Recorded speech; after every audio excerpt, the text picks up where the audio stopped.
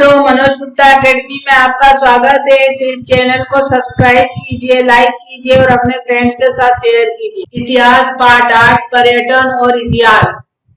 बच्चों, पर्यटन का मतलब क्या होता है जानते हो? पर्यटन का मतलब होता है एक स्थान से दूसरे स्थान घूमने या किसी भी कारण से जाना, उसको पर्यटन कहते हैं। एग्जाम खत्म होने के बाद तुम लोग कहीं घूमने जाते हो ना, गाँव जाने के अलावा और भी लोग कहीं मतलब दूसरे स्थान पे लोग घूमने जाते हैं, उसी को पर्यटन कहा जाता है।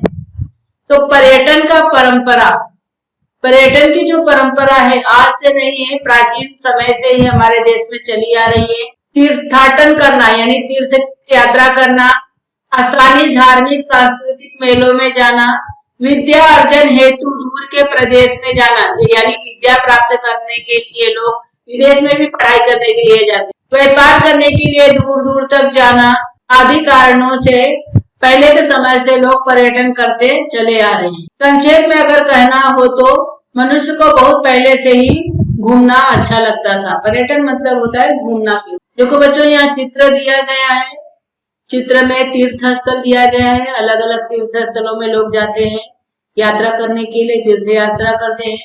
और नीचे जो चित्र दिया गया है ये मेले का चित्र है। पर्यटन विशिष्ट उद्देश्य को लेकर दूर दूर के स्थानों की सैर करने जाना ही पर्यटन कहलाता है।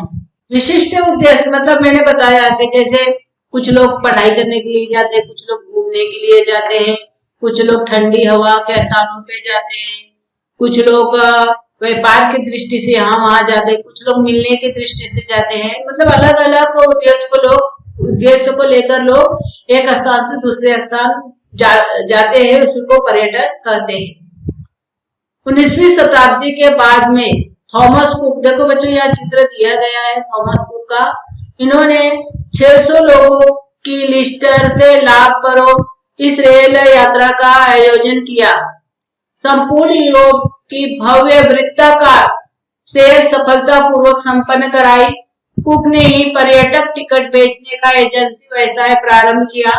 इसके द्वारा आधुनिक युग का आरंभ हुआ। देखो बच्चों, ये जो चित्र दिया गया है, टिकट का जो शुरुआत इन्होंने टिकट बेचने की जो एजेंसी थी उसकी शुरुआत करने का व्यवसाय इन्होंने ही सबसे पहले शुरू किया। ये पूरे यूरोप का घुमाने का कार्य ये करते थे। क्या आप जानते हैं लोगों में जागृति उत्पन्न करने के लिए स्वयं गौतम बुद्ध ने भारत के अनेक प्राचीन नगरों का पर्यटन किया, यानी वो अलग अलग प्राचीन नगरों में घूमे। यह उल्लेख बौद्ध वांग्मय में मिलता है। वांग्मय यानी एक ग्रंथ है, उसमें मिलता है। बौद्ध भिक्षुओं को निरंतर भ्रमण करते रहना आवश्यक था।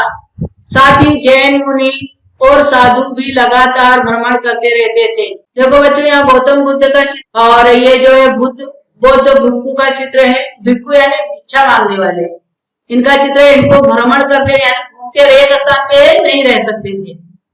इसी प्रकार जैन मुनि और साधु लोग भी भ्रमण करते थे। 630 ईस्वी में चीनी यात्री युआन स्वांग चीन से भारत आया। देखो बच्चों, ऊपर चित्र दिया गया है, युआन स्वांग का चित्र है। ये चीनी यात्री थे, ये पहली बार भारत आए थे।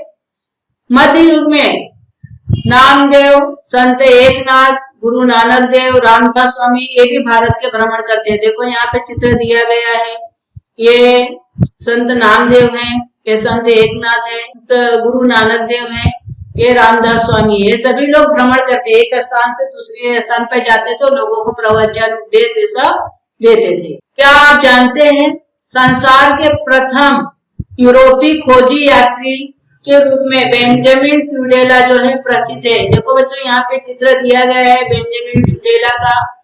उनका जन्म जो है स्पेन में हुआ।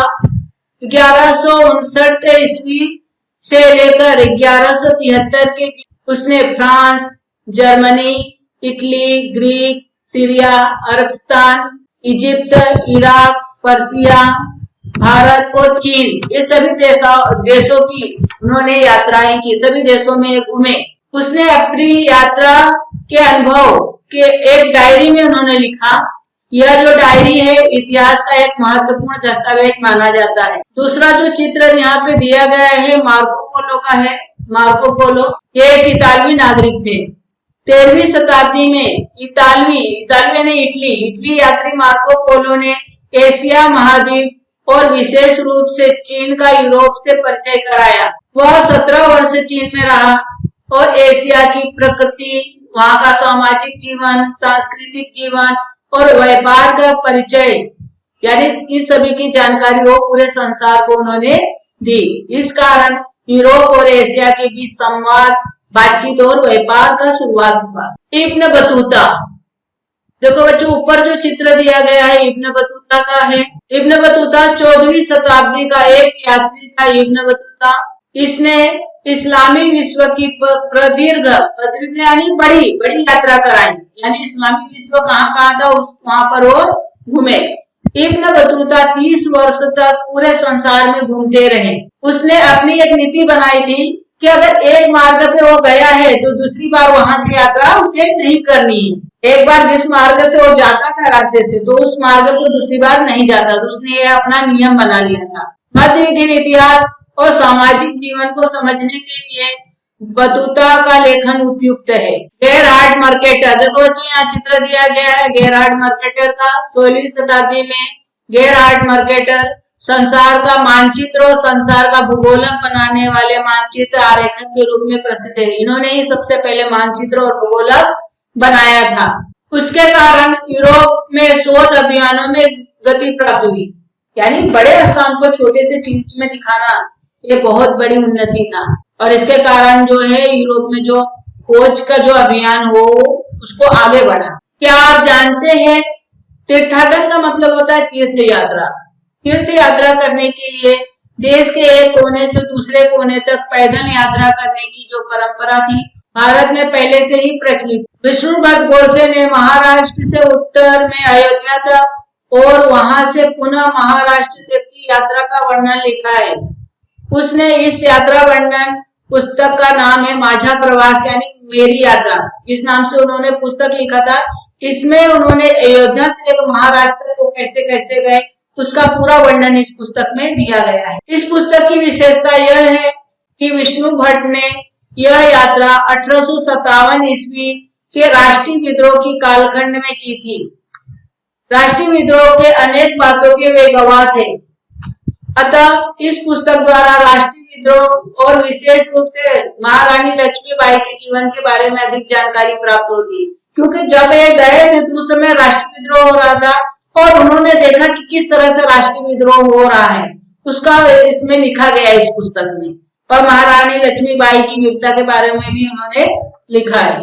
यही नहीं, 18वीं शताब्दी में प्रचलित मराठी भाषा का स्वरूप भी हमारे ध्यान में आता है। उस समय मराठी भाषा का कैसा भाषा का स्वरूप था, इसका भी जानकारी हमको इस पुस्तक द्वारा प्राप्त होती है। यह पुस्तक जो है उस समय के इतिहास का एक महत्वपूर्ण साधन माना जाता है। देखो बच्चों ये पुस्तक है, इन दोनों के बारे में इस पुस्तक में लिखा है।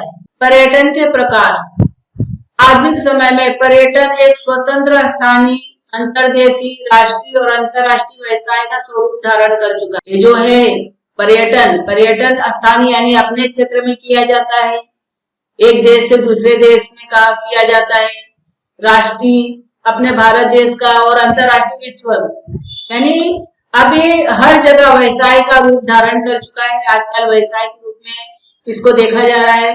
देश और विदेश की पुरातन वास्तुओं का मतलब होता है प्राचीन काल के जो महल, किले, स्तूप और प्रशासकीय भवन, इसको पुरातन वास्तु कहते हैं। इतिहास विख्यात का मतलब होता है इतिहास में प्रसिद्ध। प्रकृति रम्य का मतलब होता है मन को मोह लेने वाला प्राकृतिक दृश्य के स्थान। प्राचीन कला निर्माण केंद्र, जो बड़े बड़े जो गुफा में जो मूर्ति वगैरह है, कला से जैसे शिल्प कला को केंद्र है। तीर्थ स्थानों और औद्योगिक तथा अन्य परियोजनाओं आदि की सैर करना पर्यटन में निहित प्रेरणा होती है। इसके कारण ही लोग इसको देखने के लिए लोग एक स्थान से दूसरे स्थान पर जाते हैं। प्रकृति निर्मित और मानव निर्मित बातों में रम्यता और भव्यता का प्रत्यक्ष अनुभव लेने की इच्छा संसार भर के पर्यटकों में होती है। सभी जो भी पर्यटक होते हैं वो चाहते हैं कि मानव निर्मित और प्रकृति निर्मित वो जो अच्छे अच्छे दृश्य वो देखने की इच्छा जो है संसार भर के यात्रियों में होती है। अतः बर्फीले शिखर, समुद्री किनारे, घने जंगल जैसे उपेक्षित स्थानों का समावेश पर्यटन में होता है। यानी इस स्थान पे बहुत कम लोग जाते हैं, तो ऐसे जगह पर लोग जाते हैं घूमने के लिए, जो ऐसे दृश्य हमको जल्दी दिखाई नहीं देते हैं। पुनः पर दृश्य श्रव्य प्रसार माध्यमों द्वारा कार्यक्रम बनाए जाने लगे। दृश्य श्रव्य यानी जैसे टेलीविजन पे भी ये सारे दृश्य हमें आसानी से देखने को मिल जाते हैं, उस पर तरह तरह के कार्यक्रम बनाए जाते हैं। मोटे तौर पे पर्यटन स्थानीय, अंतर्देशीय, अंतरराष्ट्रीय, धार्मिक, ऐतिहासिक, स्वास्थ्य पूरक, विज्ञान, कृषि, प्रासंगिक, क्रीड़ा पर्यटन, ये अलग अलग प्रकार होते हैं। देखो बच्चों, यहाँ पे एक चित्र दिया गया है, ये बर्फीले शिखर का चित्र है, ये समुद्री किनारे का चित्र है और ये घने जंगल का चित्र दिया गया है। ये सब पर्यटन जो है प्राकृतिक पर्यटन के अंतर्गत आता है। स्थानीय और अंतर्देशीय पर्यटन, स्थानीय मतलब अपने क्षेत्र में या अपने देश के अंदर का पर्यटन, उसको स्थानीय और अंतर्देशीय पर्यटन कहा जाता है। यह यात्रा सुगम होती है, यात्रा में ज्यादा कठिनाई नहीं होती, लोग आसानी से यात्रा करते हैं। यह यात्रा देश के भीतर ही चलती है। इस यात्रा में भाषा, मुद्रा, कागजात अधिक बाधा नहीं होते। जैसे हमको दूसरे देश में जाना होता है तो हमको पैसों को भी बदलना पड़ता है, जैसे यहाँ का रुपया उसको डॉलर में चेंज करना, और वीजा वगैरह के पासपोर्ट की जरूरत होती है। लेकिन अपने देश में अगर यात्रा करते हैं तो हमको भाषा, हमारे देश का हिंदी भाषा तो पूरे देश की भाषा है, तो भाषा, मुद्रा और कागजात उसमें अधिक बाधा नहीं होता। जो यहाँ पासपोर्ट का चित्र दिखाया गया है, इसकी जरूरत नहीं होती है। विशेष बात तो यह होती है कि हमारे पास उपलब्ध समय के अनुसार हम ऐसी यात्रा की योजना भी कर सकते हैं। हमारे पास जो समय है, थोड़े दिन में हम इसका यात्रा करके आसानी से आ सकते हैं। अंतरराष्ट्रीय पर्यटन, अंतरराष्ट्रीय पर्यटन यानी विदेश में जाना, जैसे अमेरिका हो गया, लंदन हो गया, ऐसे स्थानों पर जाना, उसको अंतरराष्ट्रीय पर्यटन कहा जाता है। यह पर्यटन जहाज, रेल, विमान के द्वारा किया जाता है। लेकिन यह जो पर्यटन है, अंतरराष्ट्रीय पर्यटन, पहले की अपेक्षा आसान हो गया है। जहाजों के कारण समुद्री तट के देश एक दूसरे से जोड़े गए, रेल की पटरियों ने यूरोप को जोड़ दिया, विमानों द्वारा पूरी दुनिया एक दूसरे के समीप आ गई। इसके कारण क्या हो गया, हमारा जो विदेश यात्रा है वो एकदम सरल हो गया है, बहुत आसानी से लोग आने जाने लगे हैं। आर्थिक उदारीकरण के बाद भारत में विदेश से आने वाले लोगों की संख्या में वृद्धि हुई है। आर्थिक उदारीकरण आया तो क्या हुआ, उदारीकरण आने के कारण एक दूसरे से दूसरे देश में जाने पे जो प्रतिबंध था वो हटा दिया गया। देखो बच्चों, ये उदारीकरण का चित्र दिया गया है। यहाँ पर आसानी से भारत देश से दूसरे देश के लोग आते हैं, दूसरे देश के लोग हमारे देश में आते हैं। इससे क्या है, आने जाने वाले की संख्या में वृद्धि हो गई, बढ़ गई है। लोग अध्ययन करने, मनोरंजन करने, स्थल का दर्शन करने और व्यावसायिक कार्य करने के लिए लोग एक देश से दूसरे देश में जाते हैं। उसके अलावा फिल्मों की शूटिंग के लिए भी लोग देश विदेश आने जाने वाले पर्यटकों की संख्या जो है बढ़ गई। ऐतिहासिक पर्यटन, ऐतिहासिक पर्यटन का मतलब होता है इतिहास से संबंधित जो दर्शनीय स्थल है उसका पर्यटन। यह पूरे विश्व का महत्वपूर्ण पर्यटन का प्रकार है। लोगों को इतिहास के संदर्भों को लेकर जो जिज्ञासा होती है उसे ध्यान में रखकर ऐतिहासिक पर्यटन शहर का आयोजन किया जाता है। जैसे अभी कोई किला है तो किला कैसे बनाया होगा, शिवाजी महाराज का जन्म कहाँ हुआ होगा, गांधी जी कैसे आश्रम में रहते होंगे, जो जिज्ञासा थी उसको समन करने के लिए, उसको खत्म करने के लिए जो ऐतिहासिक पर्यटन का आयोजन किया जाता है। महाराष्ट्र में छत्रपति शिवाजी महाराज द्वारा निर्मित किले के दुर्ग अध्यक्ष गोपाल नीलकंठ दांडेकर, देखो बच्चों ऊपर चित्र दिया गया है, इनका चित्र है। इन्होंने दुर्ग भ्रमण शहर का आयोजन करते थे, यानी अलग अलग जो दुर्ग थे, किला था, वहां का शहर का आयोजन, जैसे रायगढ़ हो गया, पन्हालगढ़ का किला, सभी जो किले हैं उसको वहां जाने का, वहां घुमाने का आयोजन ये करते थे। भारत में राजस्थान के किले, महात्मा गांधी और आचार्य विनोबा भावे के आश्रम, 1857 ईस्वी के राष्ट्रीय विद्रोह से संबंधित स्थान जैसे ऐतिहासिक स्थानों की सैर का आयोजन किया जाता है। देखो बच्चों, ये रायगढ़ का किला है, नीचे जो है देखो बच्चों ये साबरमती आश्रम है, और ये जो यहाँ पे इस साइड दिया गया है ये आचार्य विनोबा भावे का आश्रम है। ऐसे ऐतिहासिक स्थानों पे लोग यात्रा करने के लिए जाते हैं। इसका आयोजन किया। भौगोलिक पर्यटन, विभिन्न भौगोलिक विशेषताओं का निरीक्षण करने के लिए पर्यटन किया जाता है। अलग अलग जो भौगोलिक स्थल है उसका वो देखने के लिए लोग पर्यटन करने जाते हैं। इसमें अभ्यारण्य, अभ्यारण्य का मतलब होता है जंगल, जैसे यहाँ पे संजय गांधी उद्यान है तो अभ्यारण्य। वैली ऑफ फ्लावर्स, देखो बच्चों यहाँ इसका चित्र दिया गया है। उसके अलावा समुद्री किनारे, भौगोलिक वैशिष्ट्यपूर्ण स्थान जैसे बुल्ढाना का लोणार झील, देखो बच्चों नीचे दिया गया है बुल्ढाना का लोणार झील, और निगोज के रांजण खलगे कुंभ गर्तिका, यहाँ पे इसका भी चित्र दिया गया है, आदि का समावेश जो है भौगोलिक पर्यटन में किया जाता है। इनमें से अनेक स्थानों की प्रकृति का अवलोकन करने की इच्छा और कुतूहल को लेकर अनेक पर्यटन इन स्थानों पर जाते हैं। मालूम कर ले, विश्व के अलग अलग समाज के लोग अलग अलग स्थानों पर बिखरे हुए रहते हैं, अलग अलग स्थानों पे।